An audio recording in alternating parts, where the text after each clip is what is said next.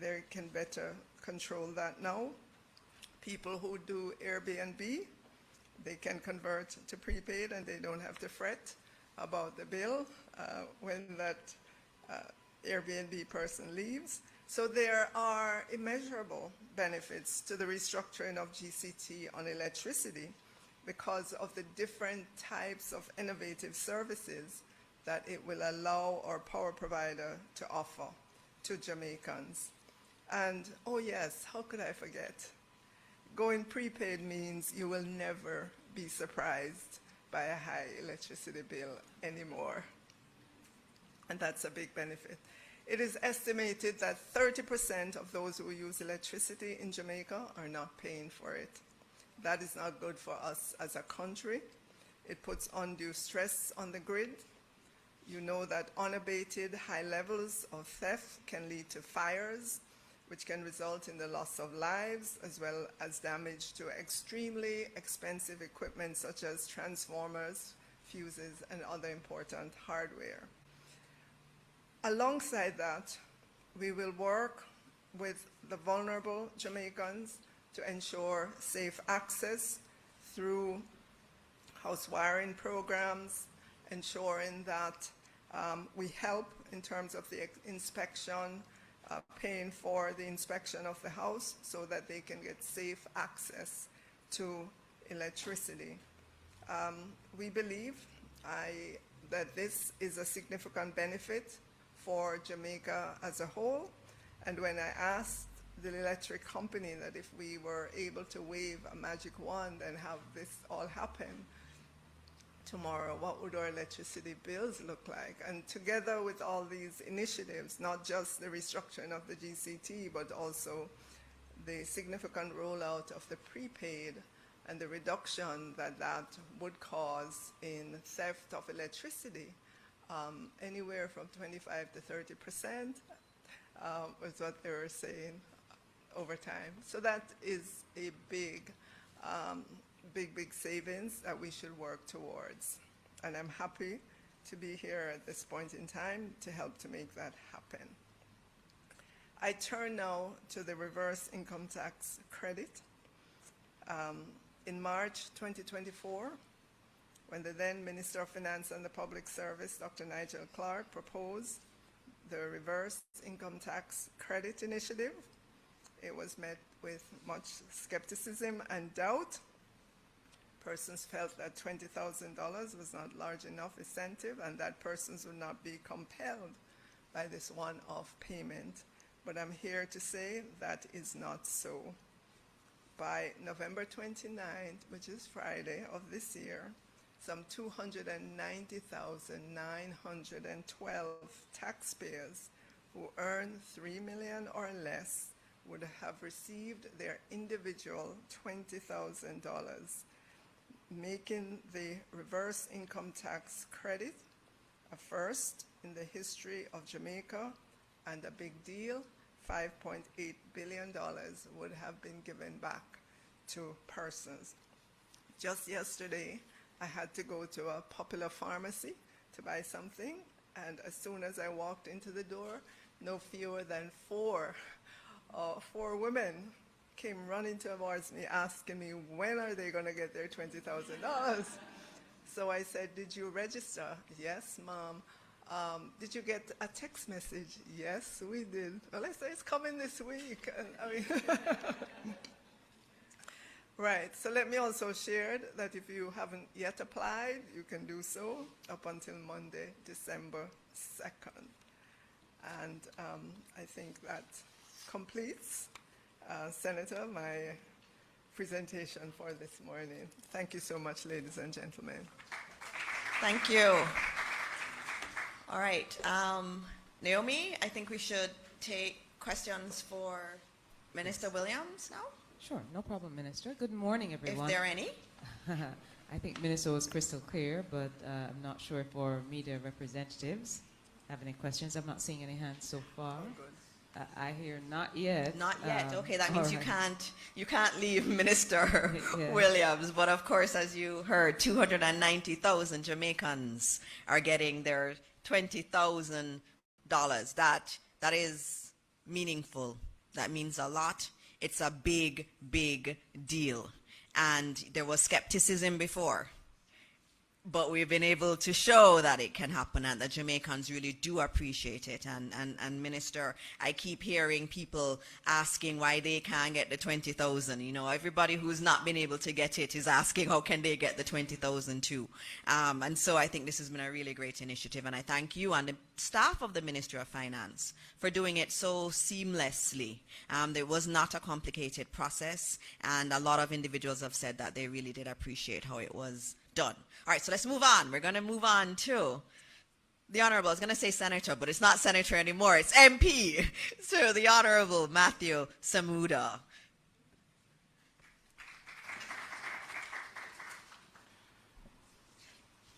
Thank you, Minister Dixon. Allow me to acknowledge colleague Minister, the Honorable Favour Williams, Permanent Secretaries, Chief Technical Directors, senior members of ministry, senior members of government, and of course, the media. We also welcome those who join us weekly by way of the live feed. Jamaica has long been plagued by the results of chronic underinvestment in our water sector as a result of an economy which was too weak to invest post-1988. This has been exacerbated by what the United Nations Environment Programme has dubbed the triple planetary crisis.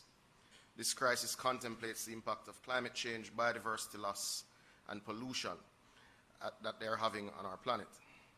Jamaica has not been spared the impact of any of these crises, and to be frank, if we review our post-independence performance, it would be impatient of debate that we have not always been good stewards of the environment.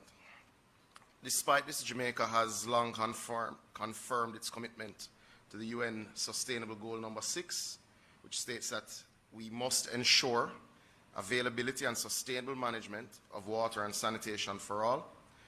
And Jamaica has further always committed to achieving this by way of Vision 2030, which further states, or rather further recognizes that water, sanitation, and hygiene is linked to human health, the protection of ecosystems, the reduction of poverty, as well as sustainable and inclusive economic growth.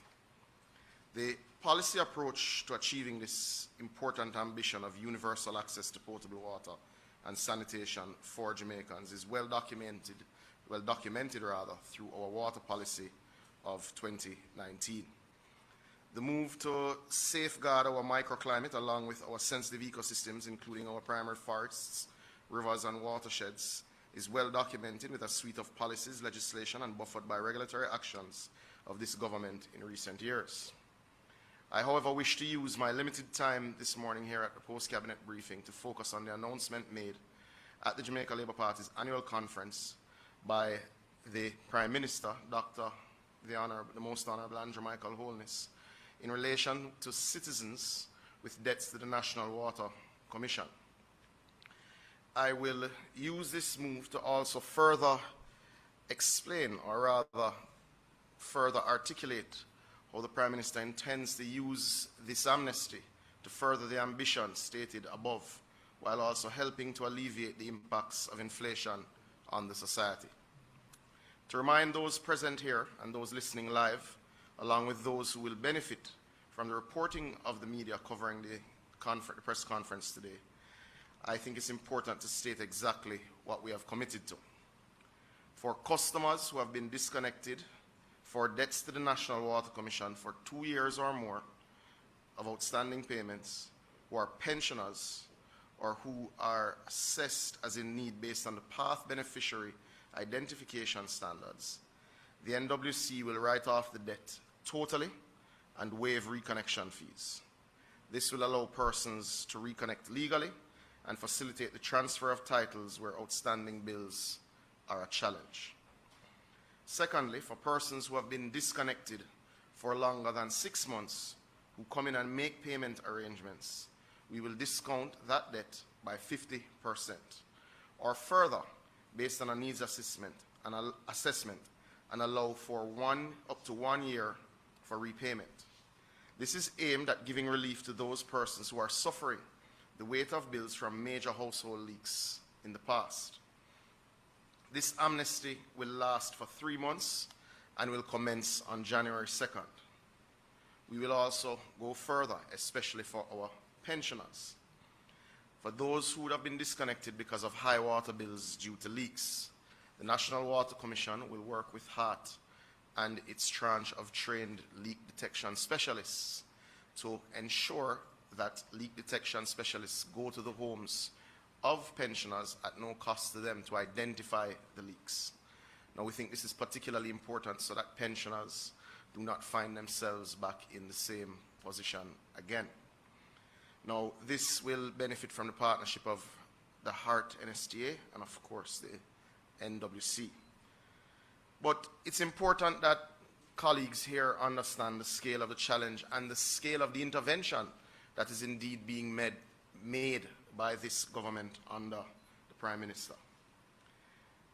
Receivables, aged receivables in excess of 6 months for the National Water Commission is in excess of 58 billion Jamaican dollars. As a subset of these receivables related to debts longer than 2 years, so the portion over 2 years is 45 billion Jamaican dollars. So there's a $13 billion gap. So important for those listening to understand the potential write-down of 50% between the 6-month and 2-year gap is $6.5 billion, give or take. So persons have the ability to get $6.5 billion of benefit of relief from this government. Beyond that, and this is the important part because I think people need to understand how much of this is uncollectible or uncollectible by all reasonable accounting standards. Beyond that, and as a subset, you have a set above 5 years in receivables. Now, that set of the set above 2 years is over $50 billion. So you start to see the challenge that you face. Now, another factor that we'd like the media to understand is that over 40% of the value per debt is usually lost in reclaiming this amount or going after this legally to legal costs and settlement concerns, etc. So regardless of the $58 billion, you have a problem where 40% would go into the costs of debt collectors, lawyers, etc. So you understand what is possible and what is not possible. Now, this was not a knee-jerk reaction. This is an expansion of an initiative that was undertaken by the National Water Commission over the last 12 months in Portmore, St. Catherine, in some of our quadrants where we had particularly high levels of NRW, where we went in and we've done our NRW work, but we still saw significant household usage and significant theft in some areas. We have seen where we're able to bring back thousands of customers which were disconnected through individual discussions. What this represents to the National Water Commission is a national wholesale effort at having the conversation with Jamaicans that you can come in, we do care, we do think it critically important for you to be connected to the National Water Commission system formally, and we will offer relief. This has represented an albatross around the necks of Jamaicans, and it is this government that is seeking to reduce and ultimately remove this sum from them. It affects in excess of 155,000 customers, all with families. It has forced many persons to resort to either buying expensive trucked water, using rainwater harvesting where it was not necessary, and unfortunately in many cases bypassing water meters illegally. We believe that this initiative and amnesty will achieve the following. It will return individual and legal connections to potable water to tens of thousands of Jamaicans. It will return comfort and dignity to our pensioners and those living below the poverty line who have been affected by this debt and disconnected from the National Water Commission.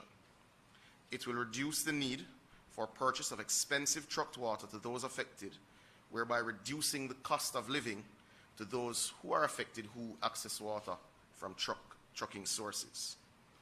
As I had mentioned, it has been proven in our limited pilot project in Portmore that where amnesty and consideration and concern is offered, we are able to bring back thousands of customers and get them back into paying and getting access. So this benefits the NWC, it benefits citizens of Jamaica. This initiative is in line with our national ambition for potable water access and our stated national imperative to reduce the cost of living. To ensure this amnesty does not overrun the normal operations of the NWC offices, a help desk and special line will be put in place. We will also make temporary capacity increases in staffing where necessary. Further, we will work closely with the Ministry of Labour, the RGD, and the NLA to ensure that those who qualify are verified. This amnesty offers benefit by our initial estimates to over 30,000 account holders. We expect that number to increase, and when that number is finalized, we will confirm same through the media. I am not usually prone to responding to the opposition, but there are 2 points I believe that should be made. First, the suggestion of a flat rate in 2016 ignores that the National Water Commission and the government's treasury couldn't afford it. That's first, and if one looks back at the annual reports of the Water Commission 2012 through 2015, there's something consistent. It's called a deficit. It's also called a period of disinvestment. The National Water Commission, secondly, cannot contemplate reduction in sewerage rates. It is sewerage rates that are bolstering our infrastructure program, that have offset significant increases in staff costs of over $400 million monthly post the reclassification exercise, and also helping the Water Commission with the problem that the government is helping households with, which is high electricity bills. So that is not on the table if we agree that SDG 6 and indeed Vision 2030's potable water goals are to be met. So I want that to be clearly understood. But a comment was further made about the management of the sector, and that is quite frankly laughable when one considers that the last 2 years the NWC has been able to operate with a surplus and deploy billions of dollars of capital investments that have actively improved number of households served and households served at our national standard of 23 hours per day by 150,000 households. So some of them were connected before, a large portion, but we have upgraded and made far more reliable the level of service that they get. And the maps have been shared by myself and the Prime Minister multiple times. We can go community by community, and I'd be happy to dive into the numbers with any member of the press that would like so to do. But to the point of the need for revenue, as well as the need to bring back our citizens on the Water Commission's lines, it's important to note that between the National Water Commission and the Rural Water Supply Limited, between them it is 74 total capital projects that are underway across the length and breadth of this country that will see improved, more resilient, more reliable water supply to over 400,000 persons over the next 12 to 18 months.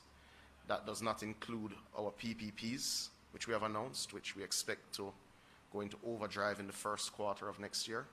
That does not include our CDB funded projects, which we also expect to go into overdrive, which will see the single largest investment in rural water supply in Jamaica in the first quarter of next year.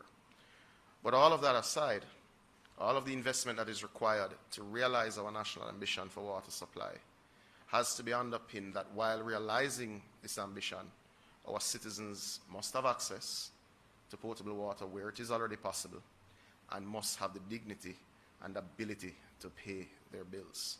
As such, this is a good initiative for the people of Jamaica.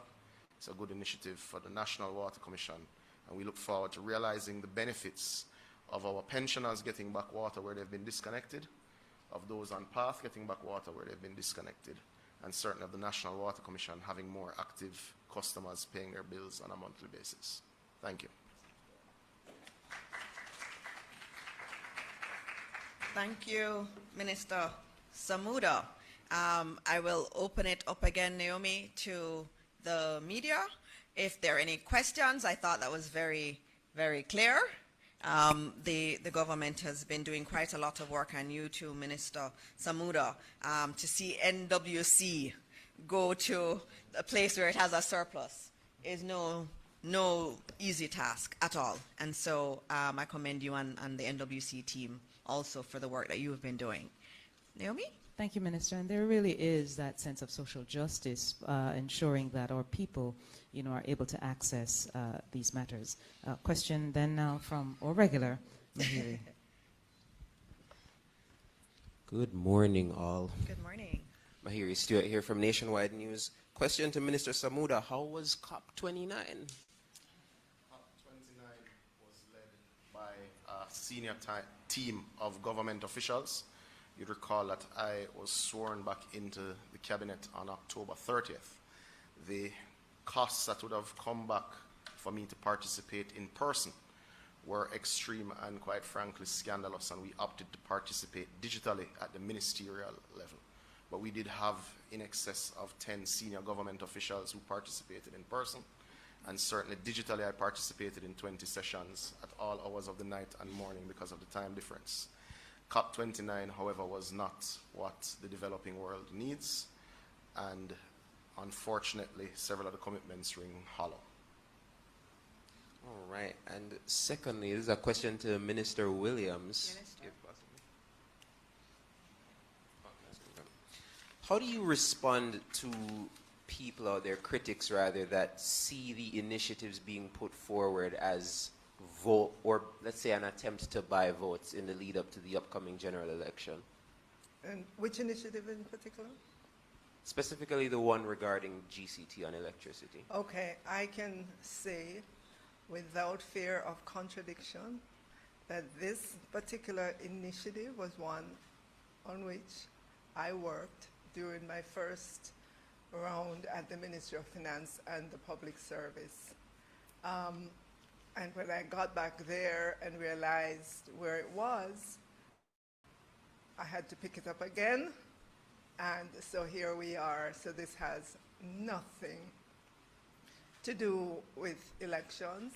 It's a project that was started then, many years ago, and it's one that's even more worthy now to get executed, and we are doing that.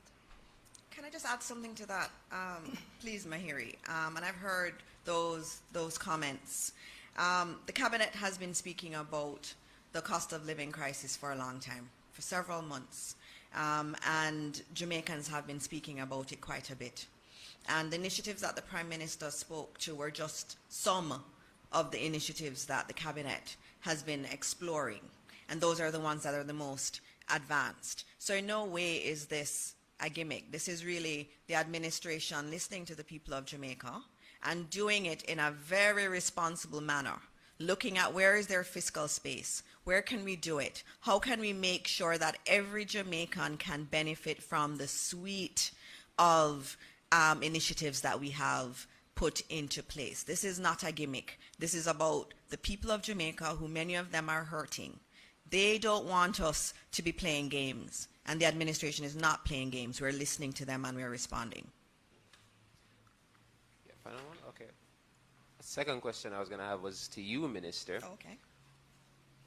Can you give us an update on the school security policy that's currently being drafted? And in light of what's taken place this week, will there be something in there in regards to bomb threats? All right. So the school security policy, as I had announced before, will be done this month, which is in a few days. And that is a priority of the ministry. But we don't just sit around and wait for the policy to be put in place. There are a lot of initiatives that are already in place, working with the JCF in terms of having support in our schools. What we see happening in our schools is really a reflection of what's happening in our broader society. And it is being brought into the school environment. And we're going to have to deal with it on multiple fronts. And that's why the Ministry of Education and the PS is here and the CEO is here if they want to add anything to what I'm saying. We have to look at parenting. The parenting element is absolutely important. And so we're putting measures into place in terms of parenting. We have to do the work on the psychosocial elements that are a concern. A lot of our children are coming to school traumatized. They have trauma in their homes, they have trauma in their communities. And so it's not just about teaching them when they come to school. We're also having to think about their psyche and giving counseling. And so we are, as a ministry, having to be looking at how do we have more guidance counselors? How do we have more of those types of initiatives? In some schools, we are doing cognitive behavioral therapy because that's how wounded our children are. So when we talk about security in our schools, it is a very multi-layered issue that we are facing, and it is very important to us as the ministry, which is why we're updating the policy and prioritizing it to be done within a few days. But we're also continuing to have conversations with the JCF and also looking to other social parts of the government that can support us in providing the needed services to our families and to our children. And so I don't know, PS, if there's anything you want to add, you're good. But it is, we will come back and we'll talk through the elements of the school safety policy. The bomb threats is obviously one that is an issue. I'm trying not to speak about it too much because I don't want to be giving these people who are doing it any more airtime than they really should get. They are terrorizing our children. They are preventing them from doing their work. It is not something that we should be giving a lot of publicity to. The police are on it, and they have some leads, and they are dealing with it, and we get updates periodically from the police on it, but it is something that's completely unacceptable. Thank you so much. Very, very comprehensive response. I have one online for Minister Williams, if you would, Minister. So one of our online viewers asking the question, how do you respond to criticism that the government has done nothing regarding bureaucracy and that Jamaica is ranked the best in doing business under a previous administration? I don't have the numbers at my fingertips. I don't know that to be true, but I know we've had a focus on improving efficiency in government, and you can look at just the level of technology that has been brought into the government at different levels.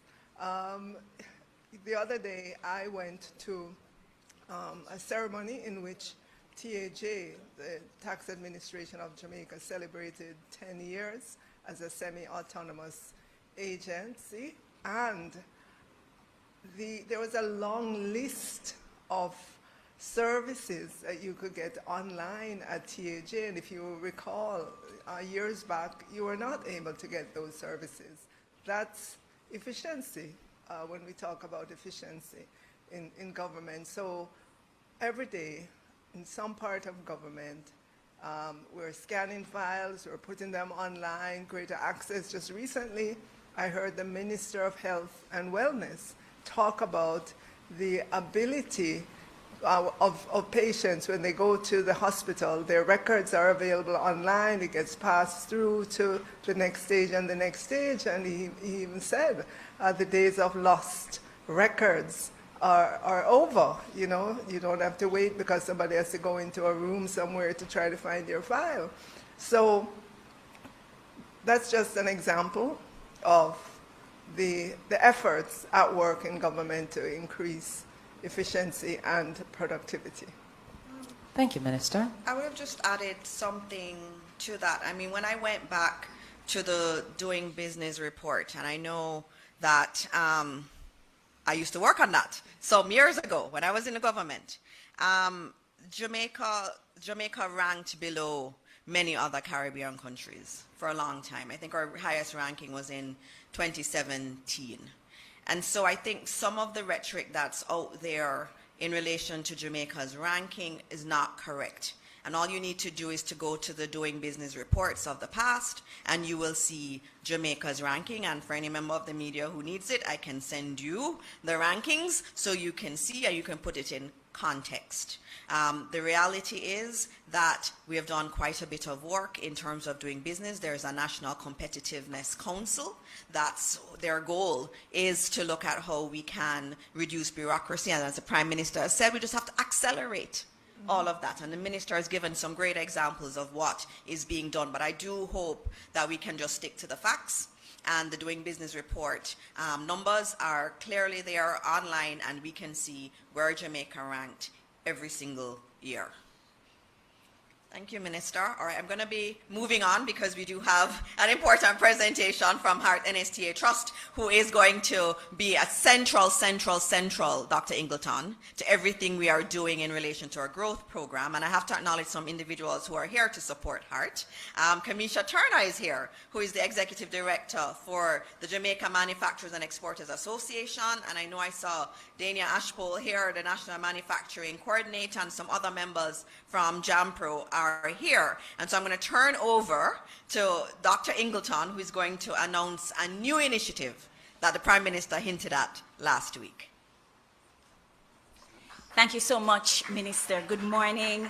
Let me acknowledge Senator Dr. the Honorable Dana Morris Dixon, the Honorable Favour Williams. She thinks she just left. And of course, we had with us the Honorable Matthew Samuda, PS Troop, and team members of the Heart NSTA Trust. Good morning. On March 21st, 2024, in his budget presentation, Dr. the Most Honorable Andrew Holness, Prime Minister of Jamaica, communicated a bold and inspiring vision. He stated that the Heart NSTA Trust will launch a Skills on Demand portal which will connect skilled professionals with potential employees and clients across the nation. I am proud to say, Minister and PS, that before the calendar year closes, before the end of the financial year, post that announcement, just a mere 251 days, it is our absolute pleasure to be here today to unveil a new chapter in Jamaica's employment landscape, the launch of the Skills on Demand application. Today marks, thank you. Indeed, Minister, today marks a significant milestone in our journey towards enhancing employment opportunities and empowering skilled professionals in Jamaica. I want to say that in a rapidly changing world where digital transformation is helping or happening everywhere, it is essential that we develop skills that carry us forward. From AI and tech to digital marketing and cybersecurity, the world of work is evolving. And so we must evolve with it. And so this app is not just another platform, it is a game changer for Jamaica. It puts people at the center, helping them to connect with work that matches their skills. Whether you are an electrician or a graphics designer, the app allows individuals to list their services and be discovered by employers and clients across the island. And the best part, all service providers on this platform will be certified by the Heart NSTA Trust, ensuring that the skills being offered meet the highest standard. But we know that not everyone who is skilled has formal certification. For many of you, you have built your skills through hands-on experience, but you may not have the official qualifications. The Trust will therefore help you to gain the recognition that you deserve. If you are someone with practical, real-world skills, we want to help you to validate and formalize that expertise. And so we encourage you to connect with us and see how we can access the Trust's prior learning assessment services to get you certified. So you can join the app and start offering your services right away. This is not just about individuals getting jobs. It's about accelerating the skills that we need for the future. The app will help people upskill, reskill, and stay ahead of the curve, offering opportunities for growth and professional development. Our app, Minister, currently features 15 critical skills that reflect these trends, We have air condition technician. So if you want someone to fix your AC, you need not be calling all over the place anymore to find out if this individual is capable, is competent, is qualified. You simply need to go on the app and find that air conditioning technician. Cosmetology, right at your home. If you need your hair to be done, you can simply go on that app and get a cosmetologist to come and do your hair. Event planner, fashion designer, furniture maker, and we know the furniture making story, don't we? The general construction worker, the graphics designer, landscaper, mason, painter, pipe fitting technician, the plumber, early childhood teacher PS, electrician, and welder. So these areas are not only, they do not only represent our current market demands, but they also highlight where professionals should focus their efforts in accelerating their careers. Let me also highlight, Minister and PS, something that we're particularly proud of where this app is concerned. This app was developed entirely by our in-house team at the Heart NSTA Trust. And this is not just an indication of the incredible talent that we have within the organization, but it is also our commitment to quality. The app itself reflects the standard of excellence that we are striving for, both within the trust and across Jamaica's workforce. We are putting our best foot forward with this app, and we want to ensure that all users have the highest level of service and the highest level of support. PS and Minister, this launch is also key to our digital-first strategy, which was designed to leverage technology to modernize how we operate and to serve our stakeholders. As we move forward with this strategy, the Skills on Demand app will play a central role in making sure we're not only meeting the needs of today, but also anticipating and preparing the demands for tomorrow. So in closing, before you actually see what it looks like, this app is a major step towards building a more connected, a more dynamic, and a more digitally savvy workforce in Jamaica. It is a tool for empowerment. It is a tool for growth and a tool for opportunity. If you have your skills, individuals can easily find you. And if it is that you want a service, you can easily find the qualified, the competent, the trusted individuals to offer that service. So we encourage everyone, whether you're seeking employment or looking to expand your business, take full advantage of this platform. And we're going to turn now, Minister, to the video where we're going to be seeing Mr. Colin Holness, our very own Mr. Colin Holness, business intelligence analyst, who we credit for designing this app in the trust. Could we see that video, please? Thank you.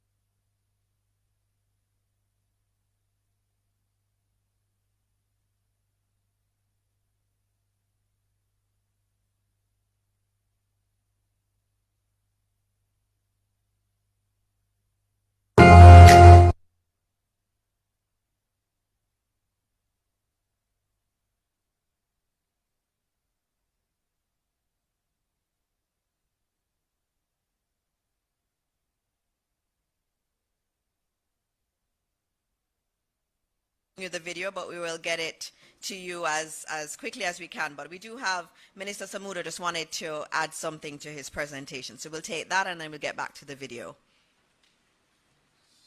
Thank you. In these matters, it is absolutely important that the public has the exact number. And I did misread one line of a paragraph, and I want to make sure that the public is clear on exactly what the numbers and avoid any mischief. The scale of the challenge is massive. The NWC's age receivables, which covers receivables existing above 6 months, is approximately 58 billion Jamaican dollars. As a subset of this, receivables related to debts existing for longer than 2 years is in excess of $45 billion. So 6 months to 2 years is $13 billion, and above 5 years is $38 billion. So 2 years to 5 years is $7 billion. So when one contemplates above 5 years having such a large number, you see just how uncollectible this volume has been and why this is so critically important to connect persons. So just so that the media has the exact numbers again, total age receivables above 6 months, 58 billion. Total age receivables as a subset above 2 years, 45 billion. As a further subset, total age receivables above 5 years, $38 billion. So just so that there's no room for mischief, because I was speed reading as I was trying to get to a meeting.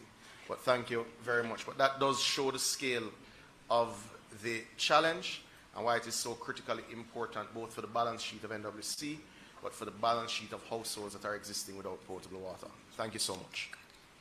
All right, thank you. And you know, we're very big on having the facts and having the numbers right. And so I thank Minister Samuda for coming and clarifying the numbers. And so I think the video is ready for Skills on Demand app by Heart NSTA Trust. Hello everyone, and thank you for joining us today.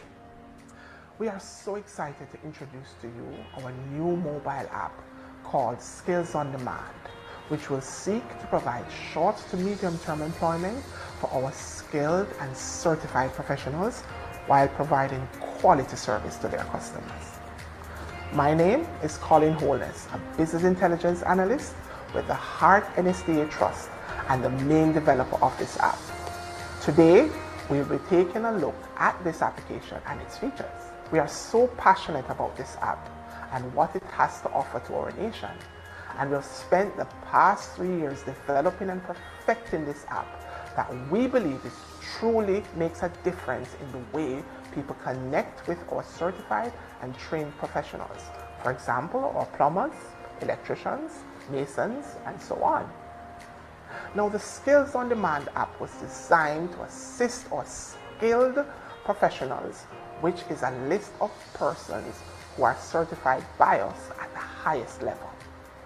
This application will not only provide assistance for employment, but also aid us in tracking their employment.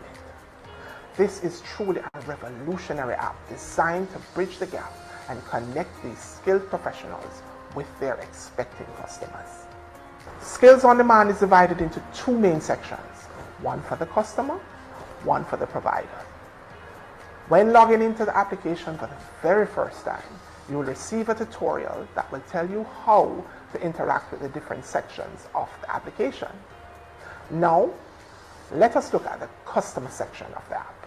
Once you have created your account, you will view your home screen that consists of a picture avatar, profile information, a dashboard displaying completed, current, and posted jobs, search categories, the latest activities, and a floating menu bar.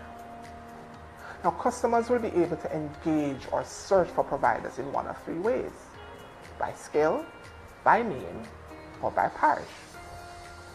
Once the appropriate provider is found and selected, you will view the provider's profile and will be able to acquire his or her services. Now, once a service or a job is selected, you will be able to set a job location, date, time, and upload an image or a short video, which is optional, before sending your request, which will be received via an email or an in-app notification. Once a job is accepted, a quotation will be sent via email. And once the job is completed by the provider, an invoice will be sent to your email. You will also receive an in-app notification as well. Now, once the job is complete, the customer will be asked to rate the provider's service to complete the process. Hiring has never looked so easy, and this demonstrates the ease at which you will be able to find, hire our skilled and certified professionals. Once you activate your account and log in as a provider, you will be able to view your picture avatar, profile information, a dashboard displaying the completed, active, and requested jobs, and also an app menu. You will be required to respond to all requests. Once open, the provider will view and respond. Once accepted, a quotation will be generated and emailed to the customer. When the job is finished, an invoice will also be generated and sent to the customer via email.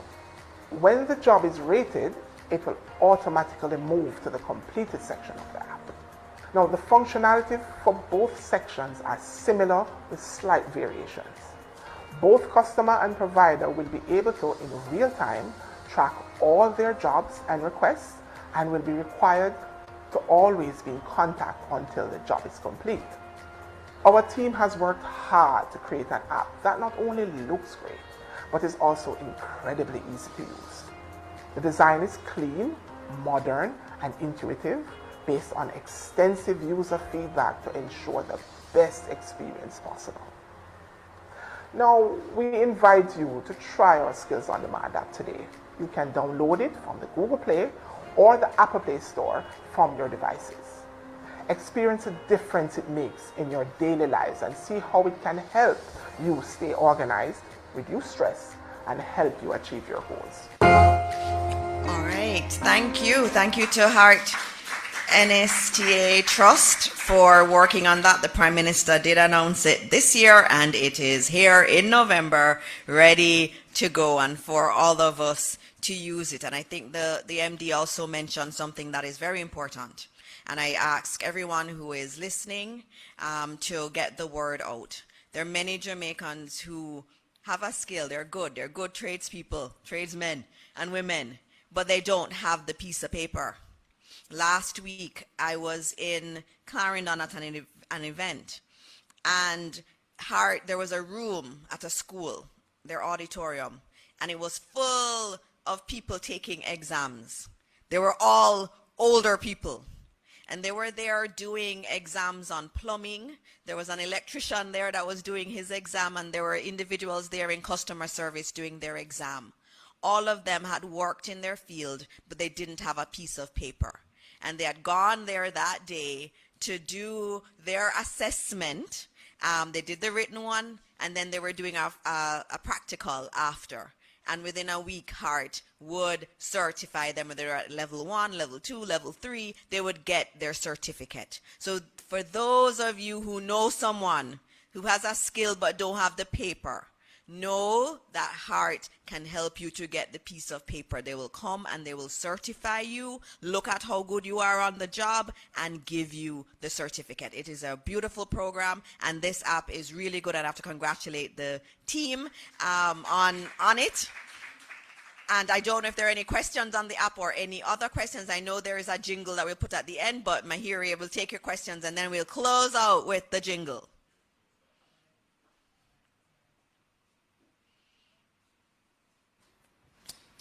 Thank you, Minister. All right. Morning. Question for Dr. Ingleton. Trying to link something I heard earlier to what we're talking about now.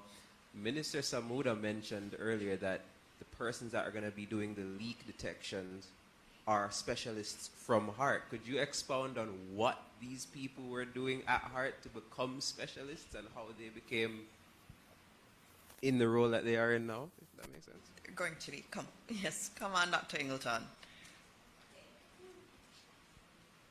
Thanks so very much for that question. The Heart NSTA Trust, as we all know, is the leading entity for technical vocational education and training. And so we do have a suite of professionals in various areas, to include water technology. We have instructors in the area as well.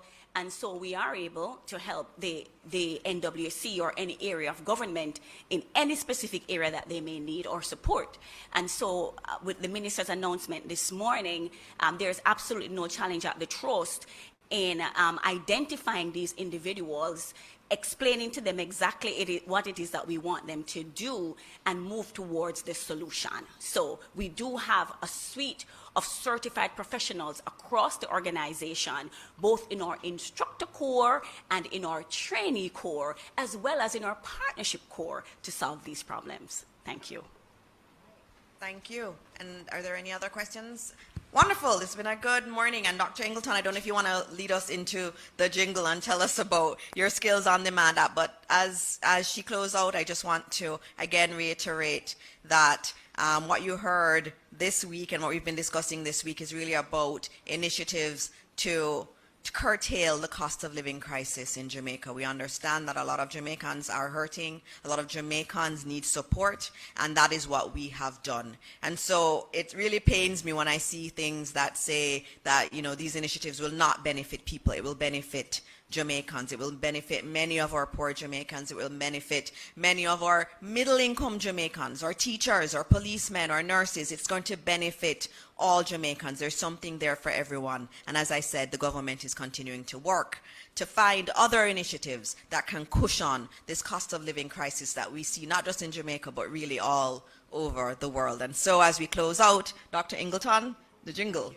As we continue our marketing strategies to ensure that as many Jamaicans as possible sign up on this app to get the services as well as to deliver the services, we have developed a jingle. King DL is the owner of this one, and we want him to share with Jamaica.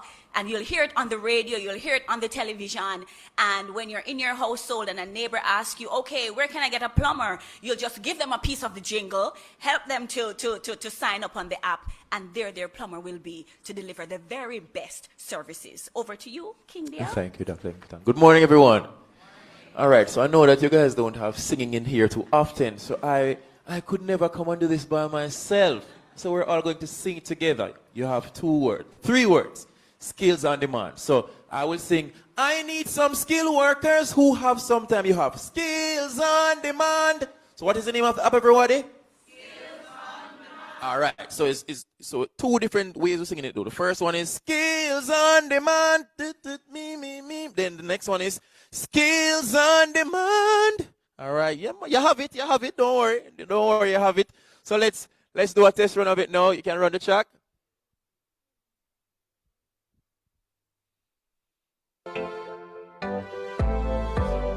I need some skilled workers who have some time. Skills on. I need a job right now. I'm qualified. Skills on demand. I pay good money. No, you'll do good work. Skills on demand. It's hard, just good work is what puts us first. Skills on demand. So remember, the first one is skills on demand. Then the second one is skills on demand. All right, run it from the top now. Give me some volume on the track, please, from the top.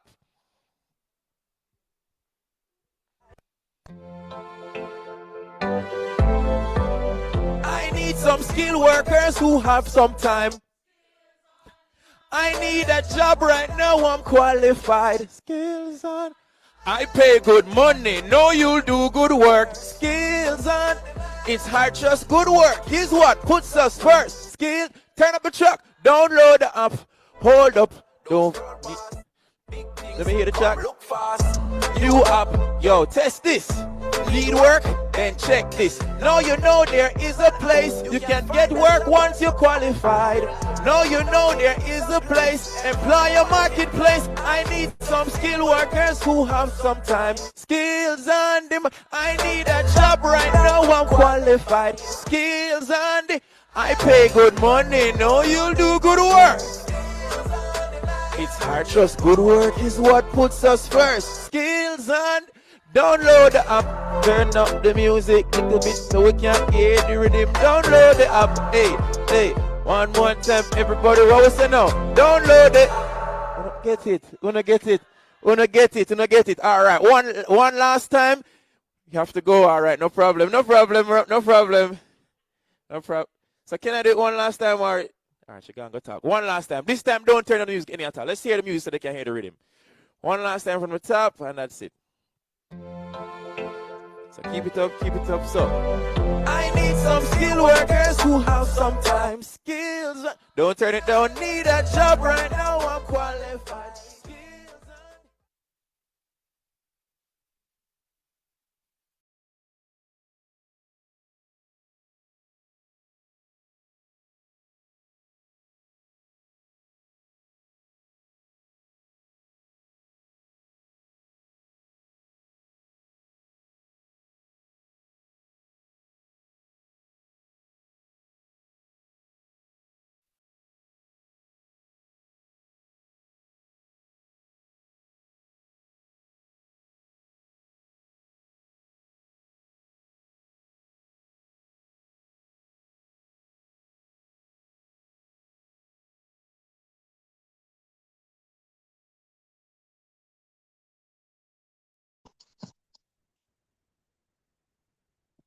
All right. Welcome, one, welcome all. If you're just tuning in, that's the end of the post cabinet press briefing, all right, by the governing party, the Jamaica Labour Party administration.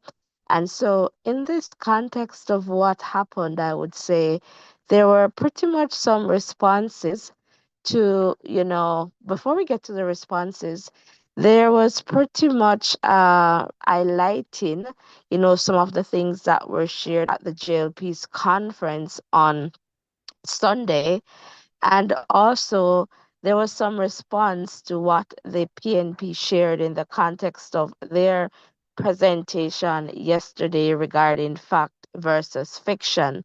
So, there were some points that were highlighted in that context. And I guess a big takeaway from this, post cabinet briefing is the Skills on Demand app that has been launched by the Hartress NTA. And so, my understanding of that, based on the information that was just shared there by the MD Tanisha Ingleton, is that app will connect, professionals with, persons needing certain services. So, for example, plumbing, electrical, cosmetology, whatever services. So, they're pretty much rolling out that application and, wanting persons to know about it. So, they have a jingle that we heard just at the end there. And so I feel that that is something that is good, and I feel that that too is also aligned with, their plans in terms of making things more efficient, in terms of removing the bureaucracy. So if it is that you can go on an app and you're able to, find a professional who is able to carry out whatever services that you require, and you're able to track the work. So we hope that the good things that they say will happen from that. And I guess, as things roll out in the context of this application, that they will be looking at it in terms of, how it is functioning, and perhaps make the necessary, updates in that context. So that's pretty much, the nature of this conference, post cabinet conference or press conference. If I were to sum it up again, just reiterating some of the points that were shared, from the prime minister's presentation in the context of, what they're going to do for Jamaicans in terms of, I guess, relief in the context of economic burdens. So the NWC in terms of pensioners there, and in terms of, persons who have owed for, I guess, 6 months. So that amnesty, NWC amnesty, we heard again about the reduction in GCT from 15, I believe, to 7% in the context of JPS. All right. And, Matissa Muda there sharing the context of NWC. We had, Favour Williams, the finance minister, talked about, the measures. So for example, JPS, she also shared that this wasn't an election promise. It was something that was really started from she was there, I believe, as state minister. And so they have decided, to continue with this in this way. And we get the sense too from the information minister, Dana Morris Dixon, that there are more things to come to support Jamaicans in the context of cost of living. So this is just, I guess, I would say the start. So we heard that, and they said they really don't want to respond to the PNP, but in ways they did in terms of responding to their press conference yesterday in the context of fact versus fiction. And so again, we're getting messages from both sides, the opposition and the governing party. And so it's up to you to listen, do your own research. we are here, and we'll bring you both sides once it's available for you to listen and just make your decision. If this is your first time here, welcome to the Voices in Education community. We really appreciate your support, and we ask that you hit the like button, you hit the share button, and the subscription button. So that was pretty much, what happened in the context of this, post cabinet press briefing, hosted by the governing party. So stick and stay with us, and blessings and love always, guys. I'm just going to sign out for this one. Take care. See you in the next live.